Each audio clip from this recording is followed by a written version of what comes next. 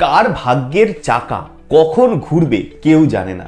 সময়ের ফেরে কেউ কোটিপতি থেকে দেউলিয়া হয়ে গিয়েছেন, আবার দেখা গেছে অভাব আর অনটন যার নিত্য সঙ্গী ছিল তিনি হয়ে গেছেন কোটিপতি। তেমনি এক জলজ্যান্ত উদাহরণ রমেশবাবু। এখন প্রশ্ন হতেই পারে, কে এই রমেশবাবু? তাহলে বলছি শুনুন। এই রমেশবাবু একজন নাপিত না, এখনকার দিনে যে গাল ভরা বিউটি স্যালন বা পার্লার এরকম কিন্তু নয়, একদম সাধারণ এক সেলুনের মালিক এই রমেশবাবু। কিন্তু এই নাপিত রমেশবাবু কি এমন করলেন বলছি শুনুন। এই রমেশবাবু দেশের একমাত্র নাপিত যিনি চুল কাটতে যান রোলস রয়েসে চেপে। আপনি হয়তো স্বপ্নেও ভাবতে পারবেন না 3 কোটি টাকার রোলস রয়েসে চড়ে আপনি অফিসে যাচ্ছেন, কিন্তু রমেশবাবু পারেন। তিনি পারেন রোলস রয়েসে চেপে সেলুনে যেতে।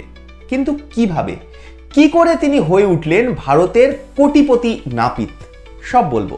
এই গুরুত্বপূর্ণ প্রতিবেদন শেষ অবধি দেখুন। আমি দীপেন্দু, দ্য নিউজ বাংলা লাইভে আপনাদের স্বাগত জানাই।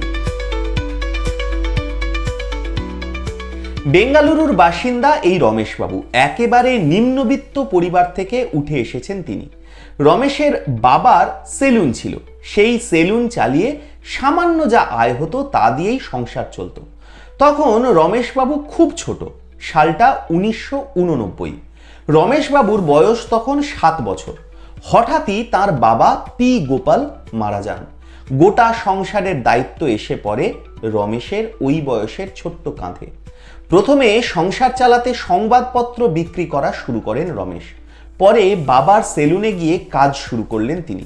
সেই পথ চলা শুরু। রমেশবাবুর জীবনের উত্থানের কাহিনী একেবারে রূপকথাকেও হার মানাবে। তবে এ শুধু কাহিনীই নয়, এর নেপথ্যে রয়েছে রমেশবাবুর কঠোর পরিশ্রম। অনেকেই দামি গাড়ি চড়ে রমেশের সেলুনে আসতেন। ছোট্ট ছেলেটার মনে তখন থেকেই শখ জাগে নতুন নতুন গাড়ি কেনার। কিন্তু সেই শখ মেটাতে গেলে তো প্রচুর পরিমাণে টাকা দরকার, বিপুল অর্থ সম্পত্তি দরকার। ফলে তার কাছে সেটা অলীক কল্পনা ছাড়া আর কিছুই ছিল না। কিন্তু রমেশবাবু দৃঢ় প্রতিজ্ঞ ছিলেন এই শখ তিনি পূরণ করবেনই। আরও পরিশ্রম করতে শুরু করেন রমেশ। স্বপ্ন যে তাকে পূরণ করতেই হবে, কারণ একজন মহাপুরুষ তো বলেইছিলেন যে স্বপ্ন সেটা নয় যেটা তুমি ঘুমিয়ে দেখো, স্বপ্ন সেটাই যেটা তোমাকে ঘুমোতে দেয় না। তো কাজ শুরু করলেন রমেশবাবু। কিছু টাকা জমিয়ে 1993 সালে কিস্তিতে একটা মারুতি ওমনি গাড়ি কেনেন রমেশ। কিন্তু সেলুন চালিয়ে সেই গাড়ির কিস্তি দিতেও নাজেহাল হতে হয়েছিল।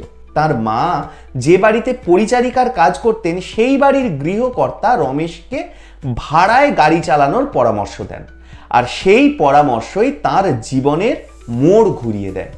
মারুতি ওমনি নিয়ে গাড়ির ব্যবসায় নামলেন রমেশ, কিন্তু তার লক্ষ্য ছিল আরো উঁচুতে। বেঙ্গালুরুতে যে গাড়ির ব্যবসা রমরমিয়ে চলতে পারে সেই আন্দাজ তিনি পেয়েছিলেন। তাই সেলুনের পাশাপাশি গাড়ির ব্যবসায় নিজেকে উজাড় করে দেন রমেশ। মারুতি ওমনি দিয়ে পথ চলা শুরু করলেও সময়ের সঙ্গে সঙ্গে গাড়ির সংখ্যাও ক্রমশ বৃদ্ধি করতে শুরু করেন রমেশ। গাড়ির ব্যবসার বহর আরো বৃদ্ধি করেন রমেশ। ধীরে ধীরে হয়ে ওঠেন উদ্যোগপতি। ব্যবসার বহর যখন আরো বৃদ্ধি পেল, রমেশ কিনে ফেললেন একটা রোলস রয়েস। পেশায় তিনি নাপিত হলেও সঙ্গে রয়েছে ট্যুরস অ্যান্ড ট্রাভেলসের ব্যবসা, আর এই দুই পেশাতেই বাজিমাত করেছেন রমেশ।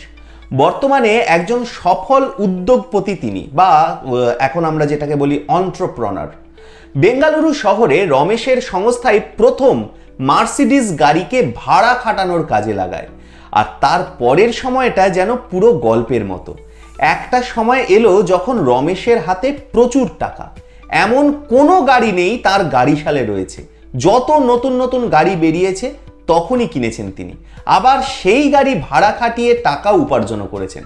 কোনোটার ভাড়া 1000 টাকা তো কোনোটা 50,000 টাকা। বর্তমানে প্রায় 400টিরও বেশি গাড়ির মালিক এই রমেশ, যার মধ্যে 120টা গাড়ি হলো বিলাসবহুল গাড়ি।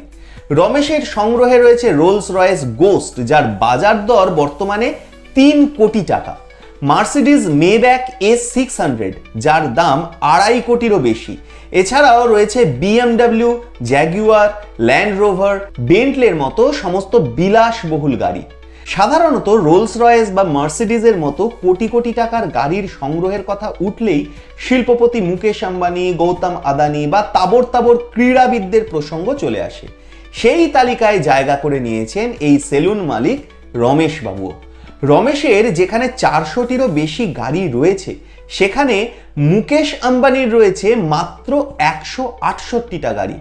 দেশের আরও এক শিল্পপতি গৌতম আদানিকেও টেক্কা দিয়েছেন রমেশ। আদানি গোষ্ঠীর মালিকের ঝুলিতে রয়েছে 10টা বিলাসবহুল গাড়ি, সেখানে রমেশের সংগ্রহে বিলাসবহুল গাড়ির সংখ্যাই 120। রমেশের ট্যুরস অ্যান্ড ট্রাভেলস সংস্থায় 300 জনেরও বেশি কর্মী রয়েছেন।